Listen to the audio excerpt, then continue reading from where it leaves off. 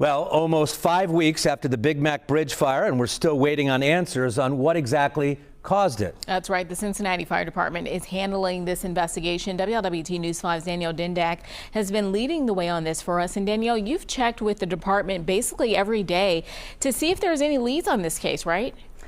Yeah, you're exactly right. And every time I check in, I'm told the same thing. The investigation is ongoing. And as you know, the fire started at the playground beneath the bridge. Everyone in the city has their own opinions on how it started as we wait on investigators. Workers braving the cold, removing damaged portions of the Big Mac Bridge. It's been 34 days since it went up in flames. What in the world? That is ridiculous. The fire that started at the playground, so hot, it melted parts of the decking and steel beams. It has caused the closure of all southbound lanes and one northbound lane of 471, detouring traffic and causing massive slowdowns. But there appears to be another standstill. How the fire started in the first place. The Cincinnati Fire Department has asked us not to speculate, so I'm respecting that. It has been some time. Citizens are restless. While the cause of the fire is still unknown, WLWT obtained emails from ODOT dating back to last year and this memo from the Federal Highway Administration. This was in response to a fire under a bridge on I-10 in Los Angeles. You'll notice there are a lot of flammable materials like wood pallets, trash. There's a couple of abandoned vehicles in that image, construction materials, all of that stacked up really close to the bottom of that bridge. That is what states were asked to address, and we did. ODOT spokesperson Matt Bruning confirmed to me addressing the issue of what's under a bridge was already in the works before the fire and before the Federal Highway Administration memo was sent. We've been very proactive. ODOT also forwarded that memo to the city of Cincinnati.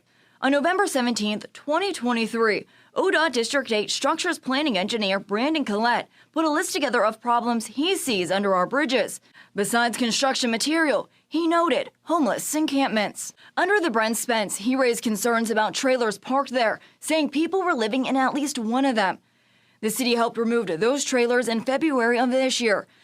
Bruning with ODOT also mentioned during a news conference on November 26th another concern. We also found some propane tanks that were up against the Brent Spence Bridge. These were removed with the help of Cincinnati Fire very quickly. Homeless encampments, a topic of discussion numerous times in email chains we were given, including an email on December 13th. Collette followed up with his supervisor, writing, "Homeless encampments are a continual concern, and we seem to have a fire or two a year in Hamilton County, with several fires hot enough to crack cross-frame welds, melt joint elastomer seals, and they all tend to do at least $100,000 of paint destruction.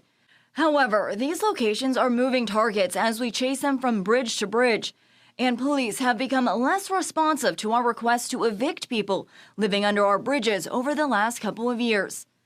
In all of the emails we received, neither ODOT or the city mentioned the Big Mac Bridge. We are told that is because nothing underneath it rose to the level of the memo's warning, including the playground.